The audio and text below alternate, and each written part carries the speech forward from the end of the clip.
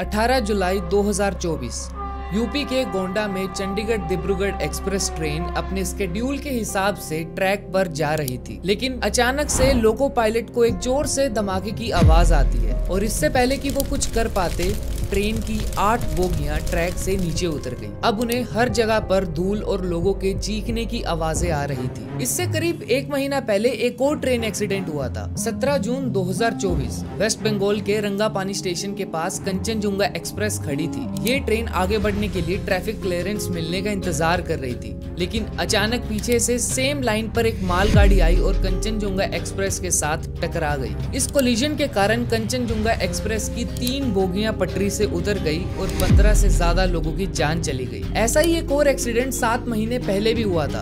अक्टूबर 2023 में जब आंध्र प्रदेश के विजयनगरम में ह्यूमन एरर के कारण 2 ट्रेन्स आपस में टकरा गई थी, जिसकी वजह से 13 लोगों की मौत हुई थी। हालांकि ये तीनों एक्सीडेंट आपको जून 2023 में हुए ट्रेन कोलिजन के सामने छोटे लग रहे होंगे, जब 2 जून 2023 को ओडिशा के बालासोर में कोरोमंडल एक्सप्रेस की 15 बोगियां एक मालगाड़ी के टकराने के बाद पटरी से उतर गई थी। बट इससे पहले कि कुछ समझ पाते, Howrah superfast express Coromandel express की डीरेल्ड कोचेस के साथ टकरा जाती है और खुद भी डीरेल हो जाती है। इस 3 ट्रेन कोलिजन में 296 लोगों की डेथ हुई थी और 1200 से ज्यादा लोग इंजर्ड हुए थे। ये इंडिया की पिछले 20 सालों की सबसे बड़ी ट्रेन ट्रेजेडी थी और पिछले कुछ सालों में ऐसे कई छोटे बड़े ट्रेन एक्सीडेंट होते जा रहे हैं, जिन्हें बता पाना इस वीडियो में पॉसिबल नहीं होगा। लेकिन अब तक आपको ये समझ आ गया होगा कि इंडिया में ट्रेन एक्सीडेंट कितने नॉर्मल होते जा रहे हैं और ये कितनी बड़ी प्रॉब्लम है, खास करके तब जब हम अपने देश को वंदे भारत और बुलेट ट्रेन जैसी सुपरफास्ट ट्रेन की तरफ ले जा रहे हैं। देखो, Indian railways British colonial era के टाइम पर बनी थी और तब से अब तक इसमें बहुत चेंजेस हुए हैं। फिलहाल इंडियन रेलवे के पास 64,000 किलोमीटर का ट्रैक,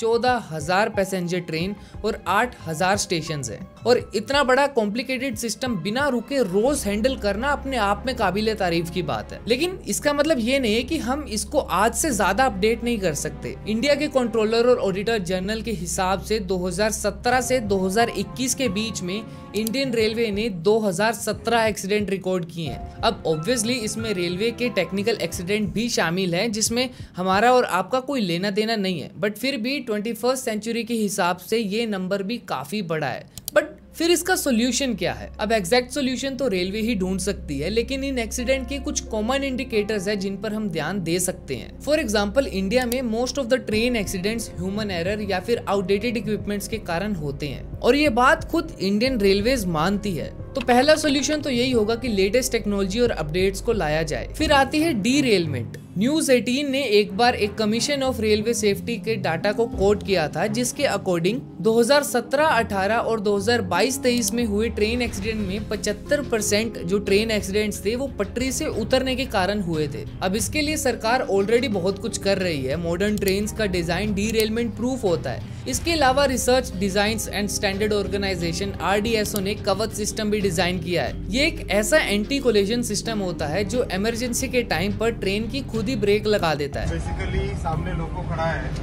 और हम लोग जब जाने की कोशिश किए, ऑटोमेटिकली इसने ब्रेक अप्लाई कर दिया, कवच ने ब्रेक अप्लाई कर दिया। बस जरूरत है कि इसे हर ट्रेन में लगाया जाए, जो कि सरकार के अकॉर्डिंग वो अपने फुल स्पीड पर कर रहे हैं। इसके अलावा हमें खुद भी थोड़ा बदलने की जरूरत है, क्योंकि commission of railway safety CRS and ministry of railway के डाटा के हिसाब से 2021-22 में 55% एक्सीडेंट लोगों की गलती के कारण हुए थे। ये वो लोग होते हैं जो खुद की और ट्रेन के अंदर बैठे पैसेंजर्स की सेफ्टी को हल्के में लेते हैं। आई होप तुमने आज की इस वीडियो से कुछ नया सीखा होगा। और तुम्हारे हिसाब से तुम्हें क्या लगता है कि इंडिया में ट्रेन एक्सीडेंट्स क्यों बढ़ रहे हैं? उसका सबसे बड़ा कारण क्या है? Do let me know in the comment section. I will see you in the next video.